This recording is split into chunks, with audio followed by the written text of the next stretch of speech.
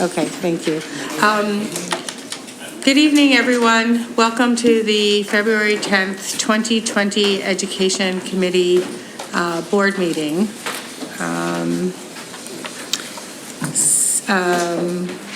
Since we do not have any action items on the agenda, we'll do public comment at the end of the meeting. And I will turn it over to Mr. Copeland. Thank you, Dr. Gilbert. Welcome everyone to this evening's Education Committee meeting. One of the initiatives that we've been putting particular attention on the last several years is mathematics and advancement. And we have an update for you. And with that, I'll turn it over to Dr. Eversole.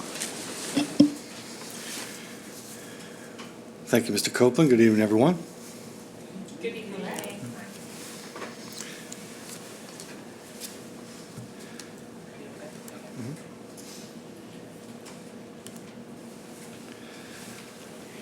So at last week's Curriculum Committee of the Board, we talked about several items, including French textbooks. We had a proposal for French textbooks, and we had a discussion on the 5 to 8 committee and the work around the programming for 5 to 8 committee.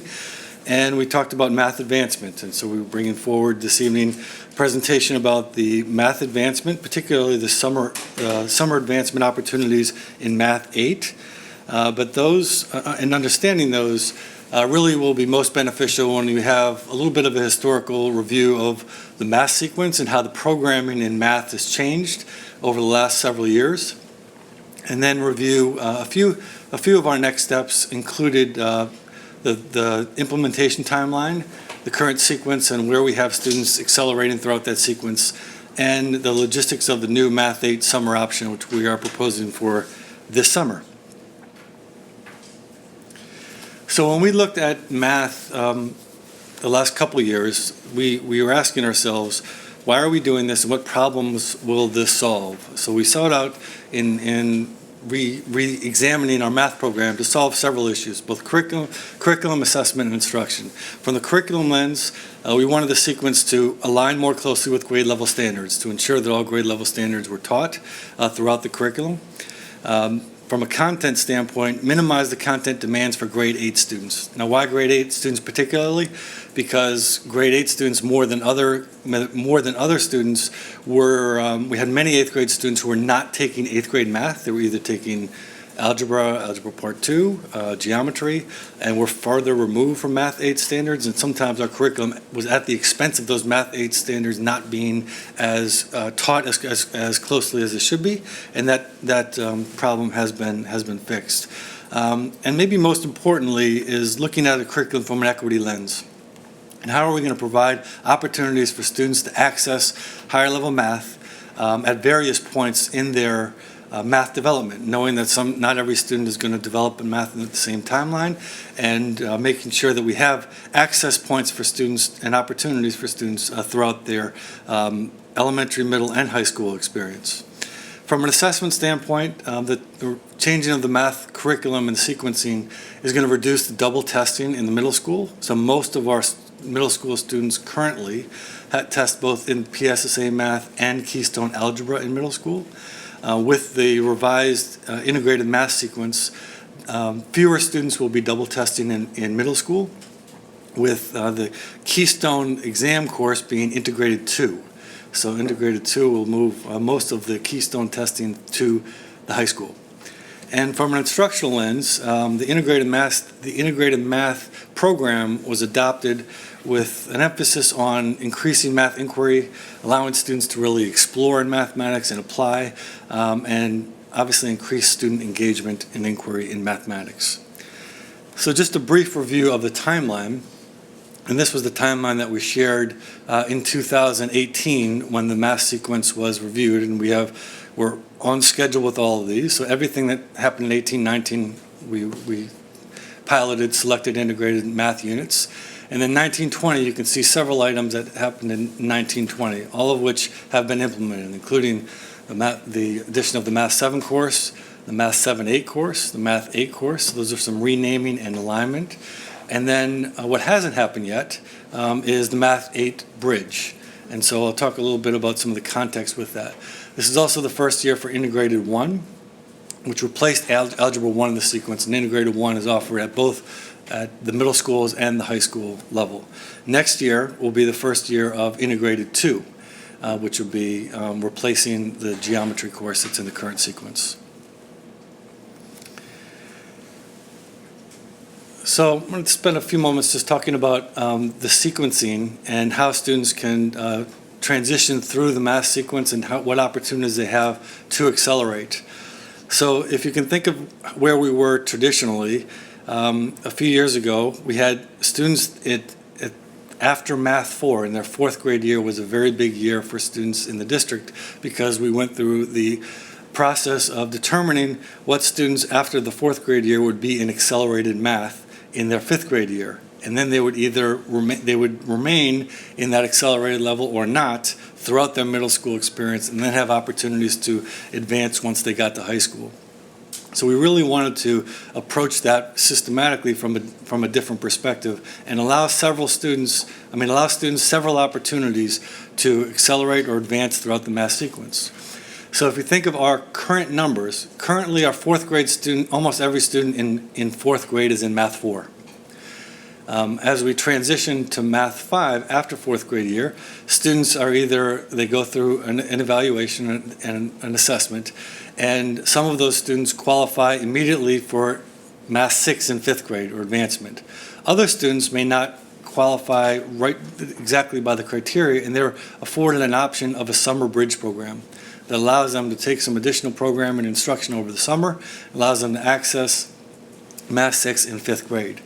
So with that setup, we have about 2/3 of our 5th grade students are currently in Math 5, and about 1/3 of our students are currently in Math 6 in 5th grade. But if a student were to reach 5th grade and had not been accelerated, there's an additional opportunity after 5th grade to replicate that process. They can either qualify for advancement or engage in a summer bridge program. Now, one of the things that we've done through this process is to really, as we looked at the criteria differently and broadened and look at multiple criteria, data points for how students could access, is we've monitored student progress of the students who have advanced, and we've seen that there have been students both that initially qualified and those that were engaged in the summer bridge that have at various points still struggled a little bit. And which is okay, but we obviously have to identify and support those students. But Nancy Consumes and her team of elementary specialists have been really monitoring progress to see how accurate are the screeners that we're using, and should we relook at the data and criteria for student access. So we feel like that's improving as we go, but also we've been able to capture not only more students, but a more diverse group of students to have access to higher level math. So they have an opportunity after 4th grade to 5th grade, an opportunity after 5th grade to 6th grade, and then an opportunity after 6th to 7th for also for advancement. What's new this year is that students who either after 4th, 5th, or 6th, for whatever reason, had not pursued or been eligible for an advancement opportunity will now be granted one after Math 7. And so the proposal that we have here with Math 7 is a little bit different than the bridge model that we've had. And what we're proposing is that students after Math 7 treat the summer Math 8 program almost like an advancement course at the high school. Whereas historically a student may have completed Algebra 1 and wanted to be in Algebra 2 the next year and needed to complete geometry in the summer. That opportunity was afforded to them. It was a summer course. Students had to enroll in the summer course, but there was no screener or any criteria that would say students should or should not pursue that. They just had to, of course, engage in the course. It is rather rigorous over the summer, and they have to demonstrate mastery of the content in order to accelerate. That would allow a student to be an integrated 1 in 8th grade. If they hadn't reached the acceleration points at the previous 3 years. Now, just as a point of reference, if you are a Math 8 student who's in Math 8, you're still on grade level. That's still on grade level math. So you're not behind. It's just an opportunity to get ahead. And the way our numbers have distributed this year, as I shared earlier, about 2/3 of the kids in Math 5 are taking Math 5. In Math 8, about 1/3 of the students are in Math 8, with about 2/3 of the students being accelerated, either in Integrated 1 or this year Geometry, which would be double accelerated. So the proposal is focused on this year, after Math 7 in 7th grade, and students going after their 7th grade year into perhaps Integrated 1. So instead of thinking of this as a summer bridge program, we're really approaching it like it's a Math 8 course that a student were to take in the summer. This is, like I said, it's a little bit different because we haven't had acceleration courses for middle school students in the past, unless there was a student who took geometry. Like we haven't prohibited middle school students, if they wanted to take a geometry advancement, they could. So it would be comparable to that. So the curriculum of the course would be focused on the Math 8 standards. And what we found when we did our curriculum audit and before the math changes was the Math 8 standards were the least present standards in our curriculum. So when we revised the curriculum, the Math 8 standards, it was really important that they were included in the program regardless of when it was taught to students. So these would be rising 8th graders taking 8th grade standards that would allow them to access Integrated Math 1 their 8th grade year. We're offering two choices for how students could approach the course. One is, and I'll start with the second of the two listed, is a traditional face-to-face advancement course. This would be similar to how students in a high school, they wanted to take a course to advance. They take biology over the summer, or they take chemistry over the summer, they take it face-to-face.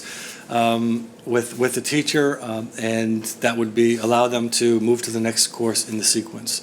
The other approach that we are proposing is that the students can take the course online, similar to the Bridge program, where they could take the online course through MCIU, which is our MVP program, and we would offer 2 days a week of face-to-face support where students, if they choose to, can come in and meet with a teacher one-to-one. The teachers would be monitoring student progress. So this is similar to the model of the Bridge program that we have after 5th grade, after 6th grade, for students that are in the Bridge program. It's an online module that's supported in person by a teacher who's monitoring the student's progress. So we'll offer both choices for students to pursue over the summer. And the cost of the program would be similar to how our summer school programming is now. We have a cost for online programs, and we have a cost for in-person programs. So they would be aligned with that fee structure. And as with all of our summer programs, we have financial support available for families in financial need. And we say that not just from the standpoint of students who may be eligible for free and reduced lunch, because students who are eligible will have an opportunity for a fee waiver for sure. But we also never want the finances to be a reason why a student wouldn't pursue that opportunity in the summer. So we've spoken with counselors, with math specialists, as we're engaging in those conversations and try to understand what programs we have for students in the summer. If that is a program that a student is interested in pursuing, we wouldn't want finances to be a reason why they wouldn't be able to do so. So we're pleased with the restructuring of the math sequence that allows students to really respond to where they are developmentally, for them to advance when they are ready, but also not force an advancement point of students that aren't ready. It turned into such a pressure point for grade 4 students and families that we think it's a healthier approach for students and more developmentally responsive. So there's been a lot of flexibility within the program, and we're getting the outcomes that we had hoped to get and from the early indications with increased access and wider, diverse range of learners that have been able to pursue those opportunities. At this point, I'm happy to take any questions. Thank you very much for the presentation, and this seems very well aligned with the strategic plan, so it's very, very exciting. I know that this was discussed in the curriculum committee of the board, but are there questions or comments at this time? I'll start with you, Shana. Hi. I was just wondering how the summer courses, including the availability of financial aid and the loan of devices for students that wouldn't otherwise have them, is advertised to both students and families. So with the students who are high school students, if they choose to take summer courses that are offered online, we allow students to keep the laptops that we've issued them over the summer. They have to turn them in at the end of the course to get re-imaged and so forth. So that's the current path for our students who have devices. The online program for students after in the 5th or 6th grade in the bridge programs, we haven't had to offer devices to them. The program has been offered. It's been offered in a blended format. Students have been able to access that, but we're also speaking with, again, specialists, principals, counselors, that as they're engaging with families about those opportunities, we want to make sure that we are aware of barriers. Yeah, so obviously, I didn't ask my question in a way that made sense. I'm asking more about how we're advertising the availability of these summer courses to students and families, because I know when we talked about this in committee, we were talking about target groups that were not necessarily scoring as high or taking advantage of these programs. And so I'm wondering if it's... But you're also asking about the advertisement of free and reduced or availability if you don't have funds. I know, it's a complicated, it's a big question, I understand. How are we making the availability of the courses known, and is the availability of financial aid, like you mentioned, part of that? Sure. So, Mr. Canciamessa has a communication that's crafted in conjunction with the math specialist to all the elementary students about the specific summer advancement opportunities for their grade level, wherever they may be. And Mr. Lilly is doing the same thing for the 8th grade program. So this current 7th grade group, who are rising 8th graders, may not be familiar with this opportunity. So we're going to be sending a letter specifically to those families. It will be included in any other summer programming communication that we have about our summer school program, but absent knowing about that, they may not know to look. But part of our Achievement Imperative Task Force initiative is to reach out and identify students who may not, absent intervention, have pursued an advancement opportunity. And that's really a really important part of our outreach of the Achievement Imperative Task Force. So we're looking to knock on kids' doors, not literally, but to invite them who may not have thought of that advancement opportunity. Great, thank you. Super. Just for my edification and for people who might be watching, where do these classes take place, since they're kind of MVP and face-to-face? Do they take place at the high school? How would it work? So with this summer program, which is the rising 8th graders, we'd have the teachers that would be housed at Harriton High School. We do have some transportation that shuttles between Lower Merion and Harriton daily for students. But if a student were to take the course in person, they take it at Harriton with the other. That's where we hold all the summer advancement programming, and the middle school programming as well. And then we also, for the blended format, the teachers would be housed there for support. Could you talk a little more about the why the choice was made to make Math 8 an accelerated course versus a bridge course for the 6th grade? Just because the 5th graders would go through the bridge course and then go into Math 7, 8.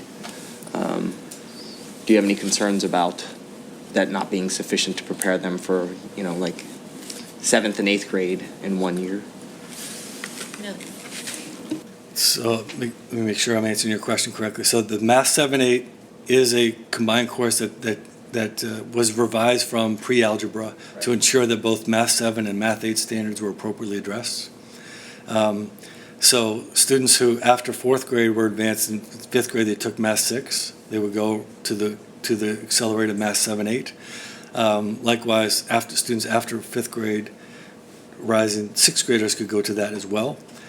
So the purpose of the Bridge program is to really not only, it's not used for the purpose of screening, but rather to assess and assure that students have the foundational knowledge to be successful in that Math 7-8 course.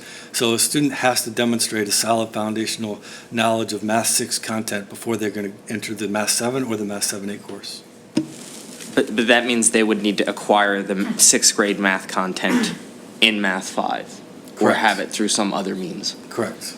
Versus, so you're just viewing the Math 8 summer course as an opportunity for kids who haven't acquired the more advanced math standards, an opportunity to get on that path? My understanding, Scott, is that the content issues in Math 8 are such that you'd be less likely to have just acquired those skills, and we'd want more direct instruction. Correct. They're less explicitly addressed in the curriculum until recently, while Math 5th and 6th grade standards are going to be easier to recoup, may not be the right phrase, but they're going to be more spiraled.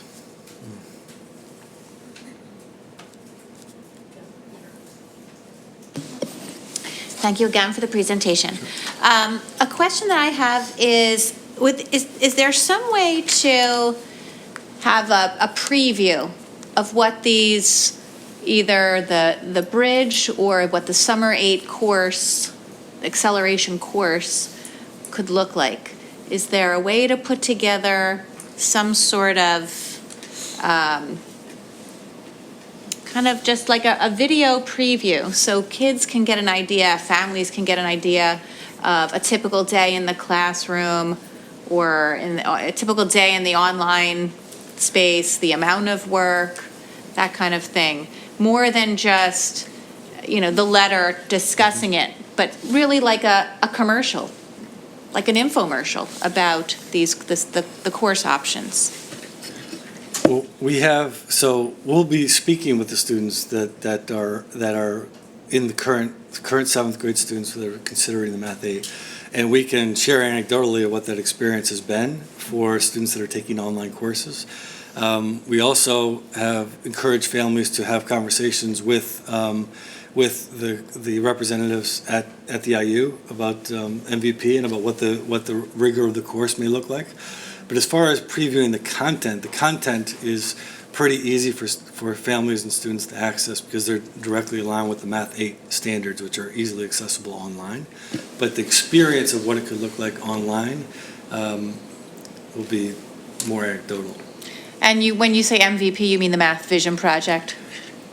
Good clarification, because MVP is the Math Vision Project, which is the integrated math sequence, but MVP is also the Montgomery Virtual Program, which is the IU's, and it's also the most valuable player in most sports. But that's neither here nor there.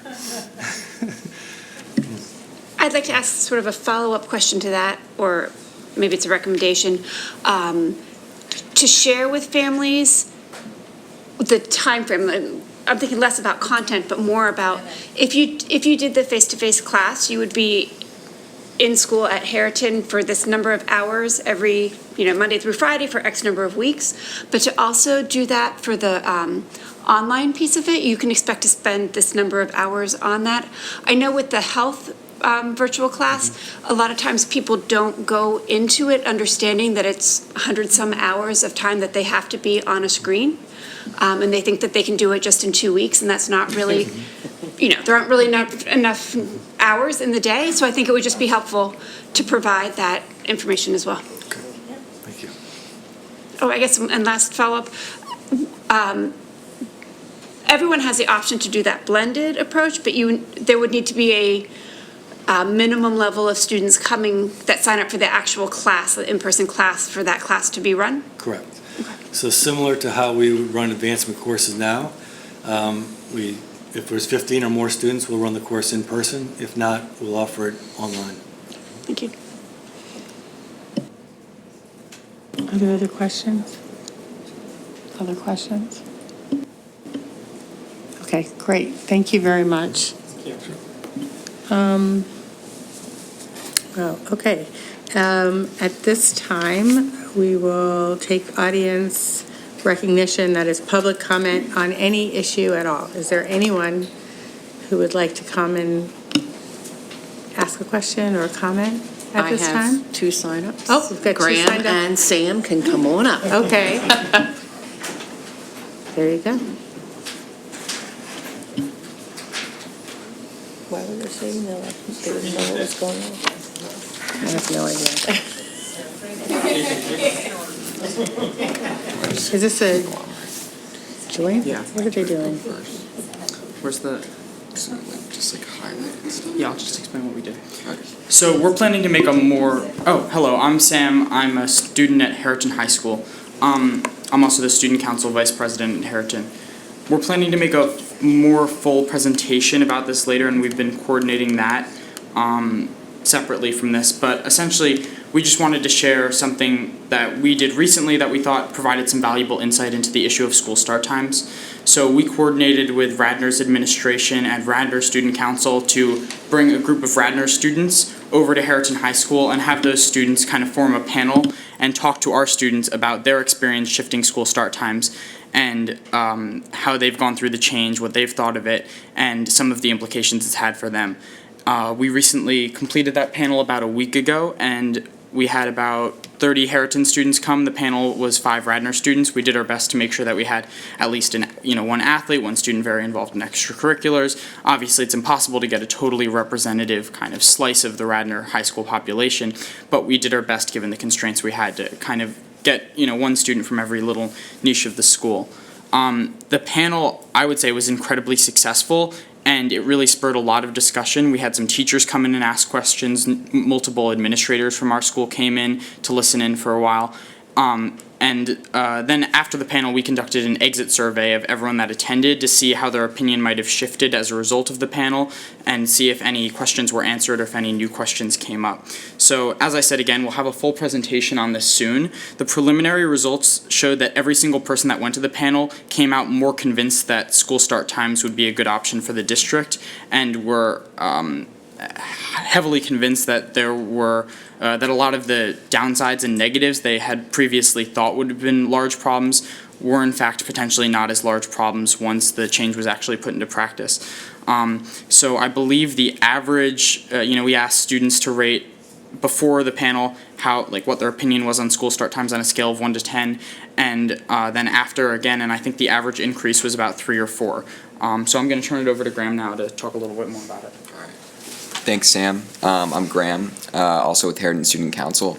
Just to build off of that, the survey we sent out, ironically enough, a lot of the attendees were seniors who aren't going to even be affected by it, but they still gave some valuable feedback.